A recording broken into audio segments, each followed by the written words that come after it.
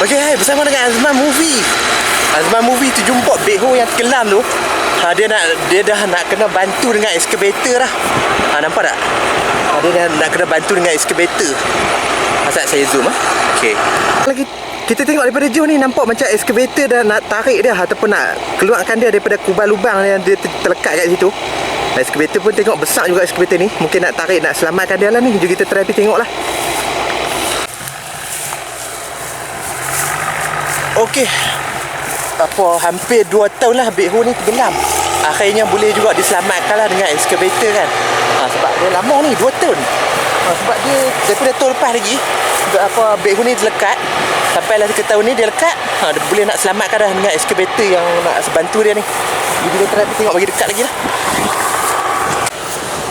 Okey, kita tengok beho ni dah pun dikorek lah, dikeliling dia tu. Dia tak tarik terus. Dia korek dulu bagi dia ringan sikit. Kita boleh tengok nampak kubang lubang yang dia korek ni. Tanah yang di tepi ni memang dah korek dah sikit. Tengok memang kubang dia memang nampak lah. Nampak balik dia punya baket depan.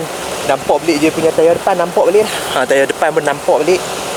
Okey, dia punya kubang lubang ni pun dalam juga ni. Takut traktor pula lekat. Tapi tak apalah, mungkin traktor pun dia tahu kan kubang lubang macam ni. Kubang yang sebelah ni mesin padi lekat ni memang dia jadi berayal lembik. Dia memang tak keras lagi. Tapi tak apalah, mungkin ambil masa sikit dia nak sementara dia nak keras kan. Dia memang jadi kubang dalam juga ni. Kalau buat padi mungkin traktor pun boleh lekat ni. Sebab dia jadi kubang dalam. Kubang ni memang dalam juga ni. Okey, beho tarik dia dengan rantai lah. Tarik dia sampai ke bawah dia lah. Okey, dia daripada kubang sini.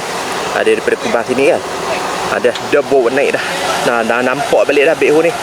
Jadinya dia daripada kubang ni sampailah dia naik. InsyaAllah boleh naik lah. Boleh selamatkan dengan guna excavator yang macam ni lah. Dia memang boleh selamat.